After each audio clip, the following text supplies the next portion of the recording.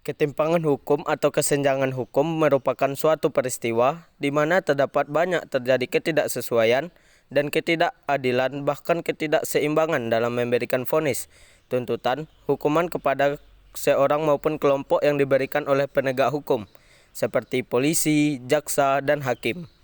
Contoh kasus, yang pertama mencuri 3 buah kakao, Nenek Minah dihukum 1 bulan 15 hari. Nenek Minah yang berusia 55 tahun tak pernah menyangka perbuatan isengnya memetik 3 buah kakao di perkebunan milik PT Rumpun Sari Antan atau RSA akan menjadikannya sebagai pesakitan di ruang pengadilan.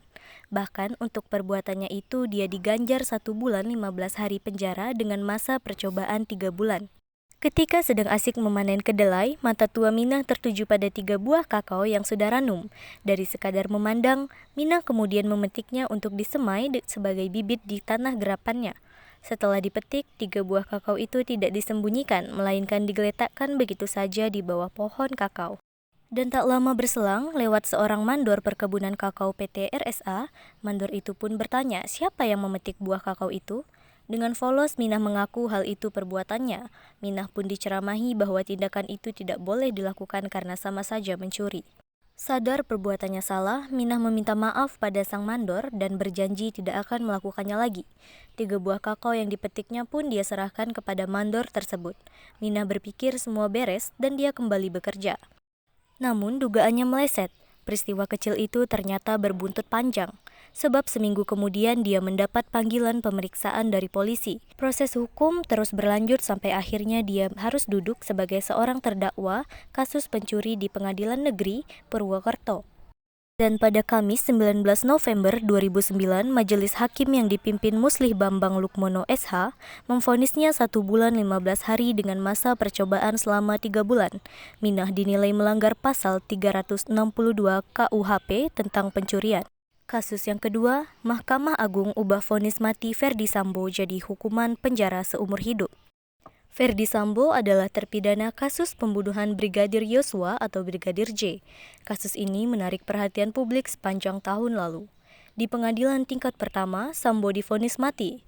Pengadilan Tinggi DKI Jakarta kemudian memperkuat vonis mati Sambo. Namun demikian, Sambo hanya dihukum seumur hidup oleh Majelis Hakim Agung MA. Alhasil, pencatatan Jenderal Bintang 2 itu lolos dari hukuman mati. Singkat, padat, dan tidak jelas. Faktor ketimpangan hukum. Yang pertama, lemahnya integritas penegakan hukum. Yang kedua, tingkat jabatan seseorang. Yang ketiga, tingkat kekayaan seseorang. Dan yang keempat, tumpang tindih pasal-pasal. Negatif ketimpangan hukum. Konflik sosial. Konflik sosial adalah suatu proses sosial yang terjadi antara dua pihak atau lebih, di mana salah satu pihak berupaya untuk menyingkirkan pihak lainnya dengan cara menghancurkan atau membuatnya tak berdaya. Diskriminasi sosial. Diskriminasi adalah suatu sikap, perilaku, dan tindakan yang tidak adil atau tidak seimbang yang dilakukan oleh individu atau kelompok terhadap individu atau kelompok lainnya. Sikap kritis. 1. Peranan pemerintah sebagai fasilitator dalam pengembangan partisipasi dan aspirasi masyarakat. 2. Memperkuat modal atau potensi sosial masyarakat demi meningkatkan mutu kehidupannya. 3. Mencegah dan melindungi agar kekuatan atau tingkat kehidupan masyarakat yang sudah rendah tidak semakin terpuruk.